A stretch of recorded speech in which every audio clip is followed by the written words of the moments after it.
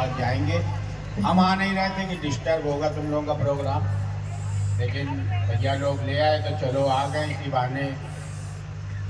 और बाबा ने हमको भी खूब दिया, बाबा तुमको भी खूब दे।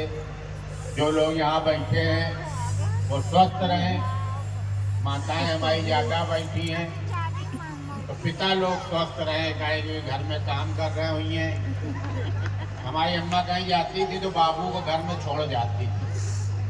और मोहल्ले वाले कहते थे कि अवस्थियाँ देखो बहुत भक्त है, अवस्थी कहीं नहीं जाते। अब उनको क्या पता कि अवस्थी फूकने लिए चूल्हा फूक रहे हैं, घर में कैरी बना रहे हैं। अम्मा भिगो के चादर धर जाती थी, बाबू का मुंगरी से कूटते थे। तो अवस्थी भी बड़ा काम करते थे, अम्मा मान लो जाती थी, सबका दिखाई देती थी।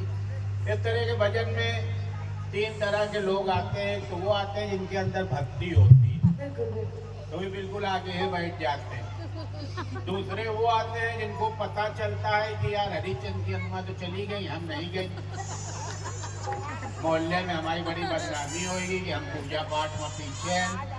तो केवल देखने आती है कि कौन कौन आवा। और तीसरी वो आती है उनका ना प्रसाद से मतलब होता है ना आरती से, केवल वो कहती है चलो मोहल्ले में बड़ा जागरण है और चप्पल बदल आकर जाने देते वही चप्पल बदलने आती है। और भगवान ऐसे लोगों को बहुत फल देता है। बहुत लंबी उम्र जो आप देखना, जिस मोहल्ले की औरत से आप सबसे ज्यादा परेशान होगी वो बहुत 3 पीढ़ी तक जिंदा रहे। और जो सबकी चाहती होगी कि फैलाने की बहू बहुत अच्छी है, कहा पता चले लो 44 की राहें चली गई। तो बहुत अच्छे काम भी ना करो, बीच बीच में कूटते पीटते रहो, अड़ोस पड़ोस में लड़ते रहो, दुआ पर दुआ एक बराबर लेके चलो। कहा कि पुण्य का भी घड़ा भर गया तब भी मरना पड़ेगा। जब नहीं अच्छे काम कर रहे हो तो पुण्य का घड़ा भरा है, घड़े दोनों बराबर।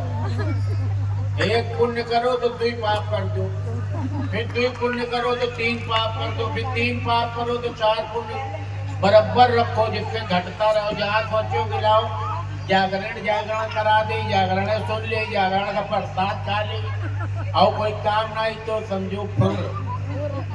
तो यहाँ सभी भक्तों का बहुत बहुत धन्यवाद हमको बुलाने के लिए। मेरा छोटा भाई इतनी मुस्कुराहट या तो हमने अपनी सास के चेहरे में देखी या अपने भाई, वो भी जब हम पहुंच जाते हैं तो मुस्कुराया ही करती। एक बार उनके हिसाब से हम चले गए, लेकिन कुछ भूल गए, लौट के आए, कहीं चलो फुर्सत नहीं। ऐसा ही मेरा भाई भगवान